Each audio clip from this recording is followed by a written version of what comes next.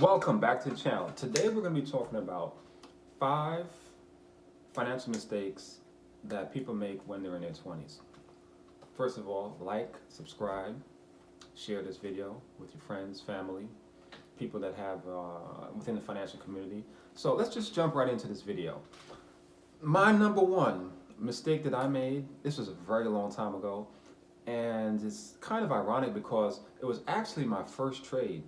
First trade that I make, I opened up an E-Trade account a very long time ago, and it was coming up to the Christmas season, coming up to the holidays, and I had a very bright idea as a young lad of the age of 21, 22, to purchase a company called eToys. eToys was a retailer. It's probably not even around right now anymore, so long ago, and I had an idea. Stocks can go up because it's Christmas time, people are buying things online, stocks can go up. Great idea. Problem was, I had no money, but I had a credit card with a $3,000 balance on there. I had a very good idea to go ahead and do a cash advance, $1,000, put it all on that stock, and guess what happened? Cash advance, 21% interest, plus all these other fees. Stock went down. I lost almost all of the whole $1,000 weeks later after Christmas, and it was a very sad state. So I was left with a credit card debt, interest, fees. It was not a pretty picture. So that was the first financial mistake. It was, let's go. Number 2, purchasing a 10-year-old model luxury vehicle.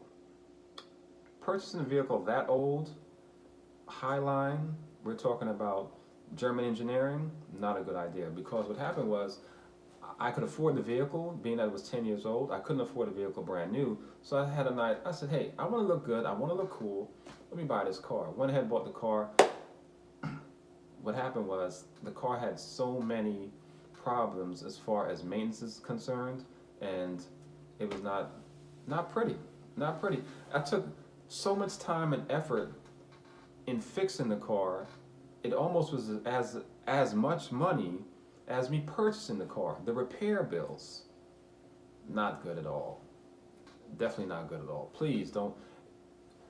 When you're sitting down and you're buying vehicles, you want to make sure these vehicles are between, I would say, three years old, and you want to have these vehicles have low maintenance issues. You don't want to purchase a 10-year-old luxury vehicle, because what you're going to be doing is you're going to be paying luxury prices for maintenance. I was not aware of that. All right, let's move along again. Number 3, I purchased a brand new motorcycle, and whew, this thing was nice and it was clean. It was pretty much off of the showroom lot. The motorcycle came straight from Japan, and it came straight out of the crate. I saw it when it was shipped, and then it pretty much came over. It was sitting there in the dealership. I'm talking about clean, pristine. They hooked the bike up, put it together, put all the parts together. I said I wanted it, $7 grand. Straight off, boom, that was it. So I had the bike for about, also, I'm sorry, I also put mods on that particular bike, about $3,000 worth of mods on this particular bike. So all in on the bike, I was in the bike about 10 grand, and had the bike ran excellent, had no problems with it. Joined the bike club. I was living life in my 20s, hanging out with the fellas. Ran into some financial difficulties, and I had to sell the bike.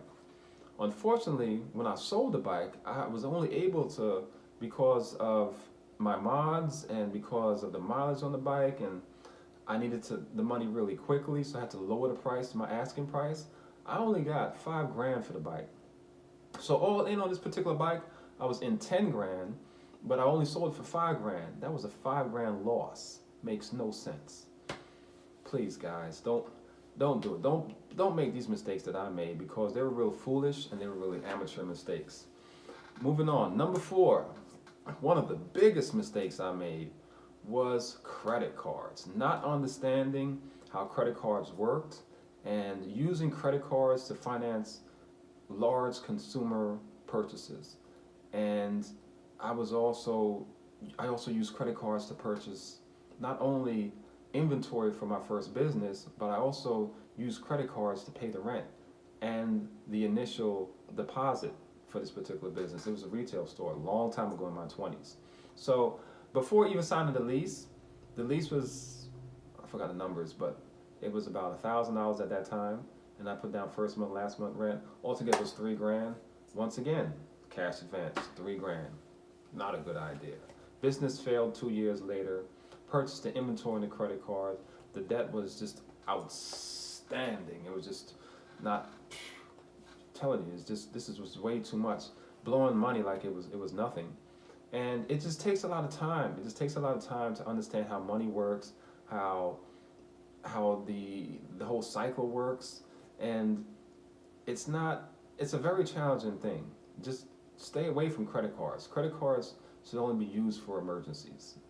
And if you want to do the points hustle, that's fine too. If you want to do the credit card hack to build up your points, but mainly they're just used for emergency purposes, and pretty much that's it.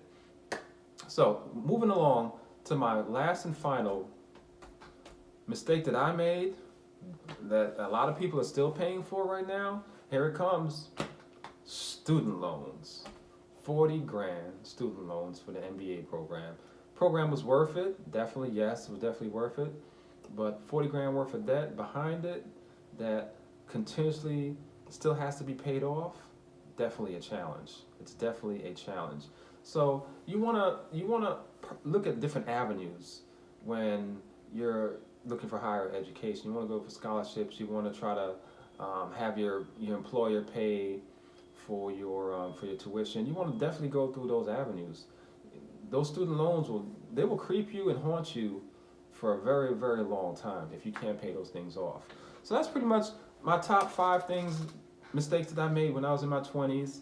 You know, the pretty much the top to bottom. That was pretty much it. And hope you guys enjoyed this little video. Don't make these mistakes. Save your money. Invest it. Invest wisely.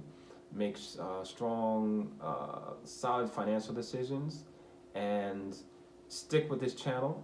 I'm going to be going into some more advanced, I would say, financial items later on. We're going to get into collateralized debt. We're going to get into LBOs. We're going to get into hedge funds. We're going to get into how to the 1% invest their money as time goes on. Right now, this is more, I would say, the beginner side of things, just to get people involved and build a community around Wall Street Bravado.